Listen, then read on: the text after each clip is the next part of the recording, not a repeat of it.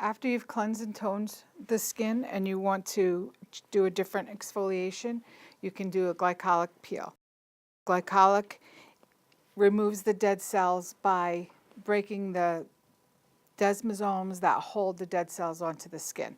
So that's like glue that holds the dead cells. This just breaks that bond so the skin cells can slough away.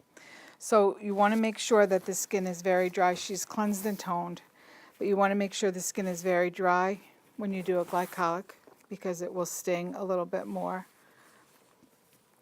if the skin is wet. I'm going to start by taking a little bit of aloe. I'm going to put it right along the corners of her eyes and underneath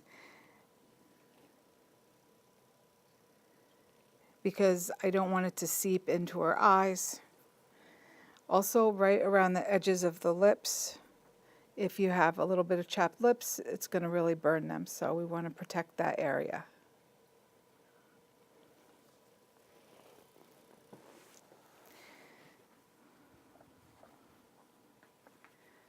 Eye pads, more protection.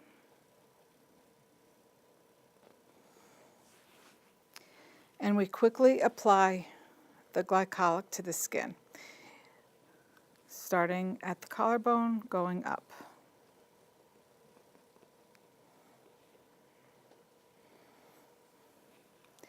Warn your client that this may tingle a little bit. You want to leave it on about 3 to 5 minutes, depending on how your client tolerates it.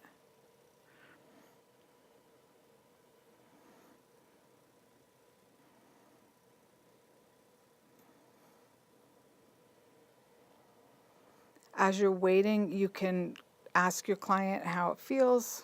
They want to keep you informed of how it feels. If it's burning too much, tingling is expected. If it feels like it's burning too much, you want to remove it.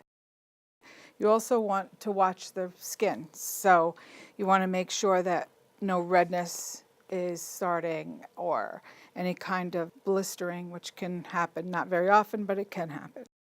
After 3 to 5 minutes, depending on the way the client is tolerating, you're going to remove the glycolic.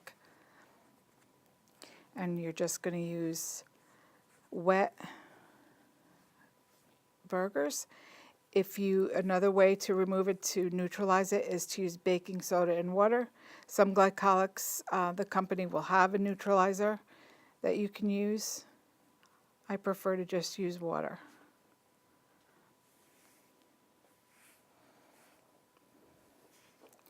We also want to cleanse again after glycolic to make sure that everything is gone, all the glycolic is off.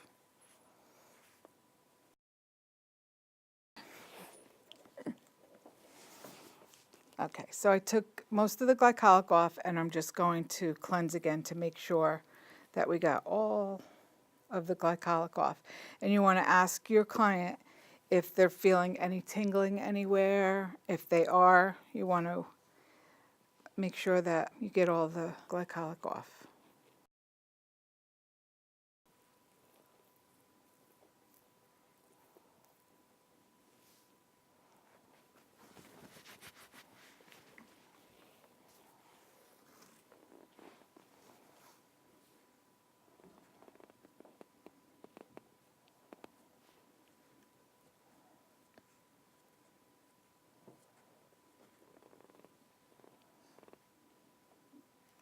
And the cleanser you should use should be a very gentle cleanser.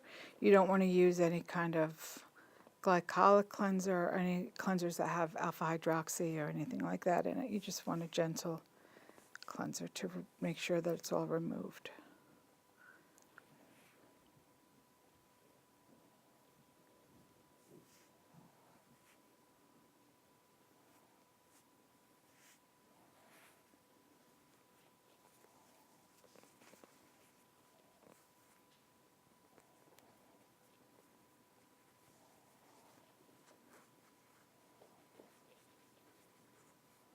And then you would proceed with the rest of your facial. The glycolic would go in the exfoliation step of your facial. And at the end, you want to make sure that they use an SPF with sunblock. They have to be particularly careful in the sun after a glycolic peel.